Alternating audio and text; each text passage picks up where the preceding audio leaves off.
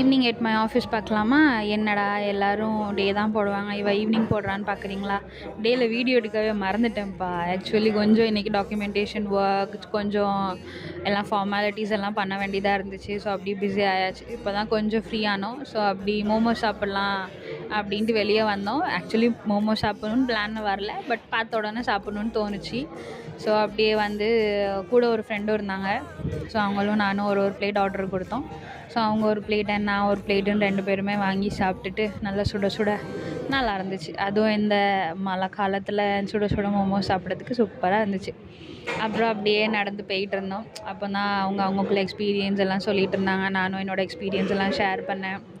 அப்புறம் என்னோடய பழைய ஆஃபீஸும் இதே வழியாக தான் இருந்துச்சு. ஸோ அந்த மெமரிஸ்லாம் கொஞ்சம் ஞாபகப்படுத்திட்டு அப்படியே ஆஃபீஸ்க்குள்ளே என்ட்ரி அடித்தோம்.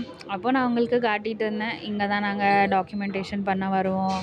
அப்புறம் இதுதான் என்னோடய பழைய ஆஃபீஸ்க்குள்ளே ஆஃபீஸ் ப்ரிமைசஸ் அப்படின்ட்டு காட்டிகிட்டு இருந்தேன். இப்போது வந்து இது என்னோடய டெம்ப்ரரி ஆஃபீஸ். டெம்ப்ரரின்னு சொல்ல முடியாது, ஜஸ்ட் டாக்குமெண்டேஷனுக்காக மட்டும்தான் வந்திருக்கேன். பெர்மனெண்ட் ஆஃபீஸ் வந்து இது கிடையாது. அது வேறு இடத்துல, அது கொஞ்சம் தூரமாக போகணும். பட் இந்த லொக்கேஷன் வந்து என் வீட்டிலேருந்து ரொம்ப பக்கம். ஸோ அப்படியே எல்லாம் சுற்றி பார்த்துட்டு இங்கெல்லாம் நாங்கள் அப்படியே அரட்டை அடித்தோம். இங்கே தான் இருப்போம் எப்போன்னு எல்லாம் அவங்கக்கிட்ட காமிச்சிட்டு அப்படியே இந்த ஈவினிங்கை முடிச்சாச்சு.